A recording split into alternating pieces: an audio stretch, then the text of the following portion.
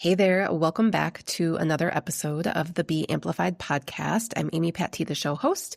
Thanks for being here. And for anyone listening in for the first time, this is a show for conscious female entrepreneurs who want to let their most natural energy lead in their business. So thanks for being here. And for the month of December, I am going to do a little podcast series. So each week, I'm going to be dropping an episode with a suggested practice that can help you wrap up 2025 and begin to vision cast a little bit for 2026 and what things are going to look like for your business in 2026. So I'm recording this podcast for the first week of December.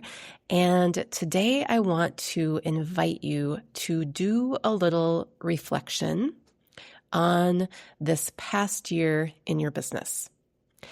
And I think that this is such an important thing that a lot of people forget to do or don't do when they're planning their next year out, which, a lot of people do this time of year, especially if you're in business for yourself, doing a little strategy session, doing a little business retreat and really mapping out your next year and getting really clear about the goals that you have and what you're going to be offering can be a game changer. So if you've never done that before, do it, schedule it, put it on your calendar and do it. And hopefully, like I said, this month on the podcast, these episodes will give you some things to work with and some things to try to help you just bring your business to life in the new year in a way that feels really aligned and filled with clarity for you.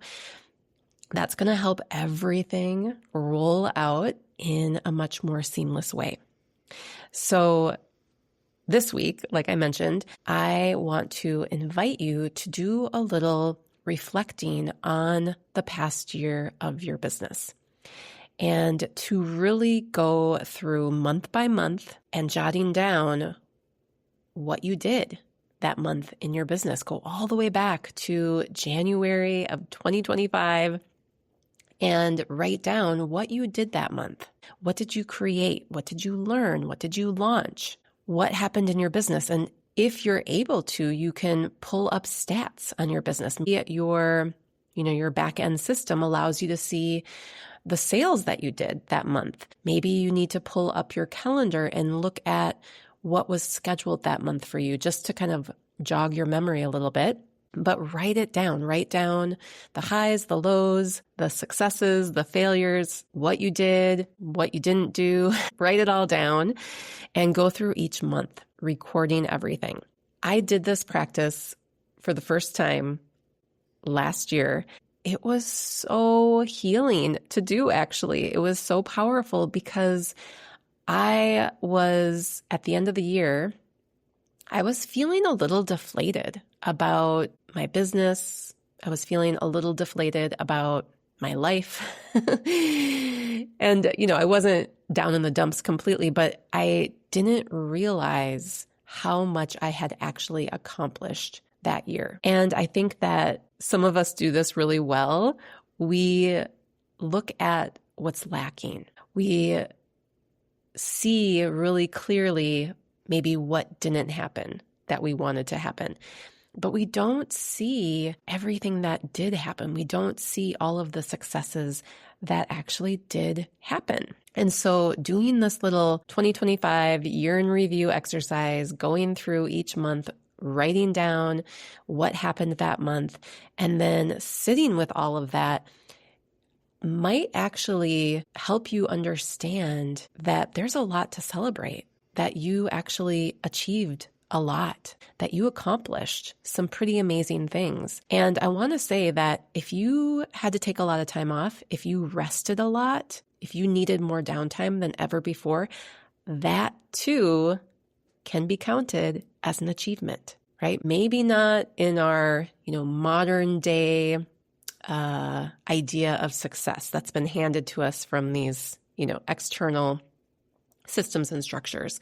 Internally, if you needed to rest a lot and you gave that to yourself, that in my book is definitely an achievement and something that you should make note of when you're doing this 2025 year in review exercise. So this doesn't have to take you a ton of time, but I do recommend, carving it out, sitting down with your journal, and maybe you light a candle. Maybe you even do a little guided meditation beforehand, and then start January 2025 and start writing down. What were the highs? What were the lows? What were your successes and failures?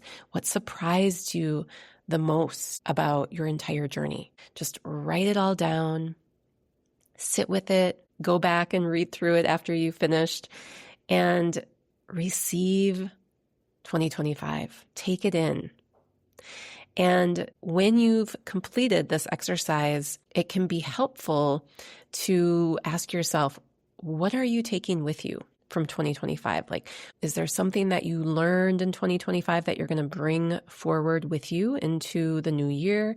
Is there something that you healed in 2025 that you want to carry forward with you? Is there a gift that you received somewhere in the mix throughout the year that you're really going to take with you? It's become part of who you are now, and you're going to bring it forward because it's important and it matters. So consider that too. So that's all I've got to share with you today. I hope that was helpful, and I hope you do this practice. Sit down and review this past year and take time to celebrate where you've been.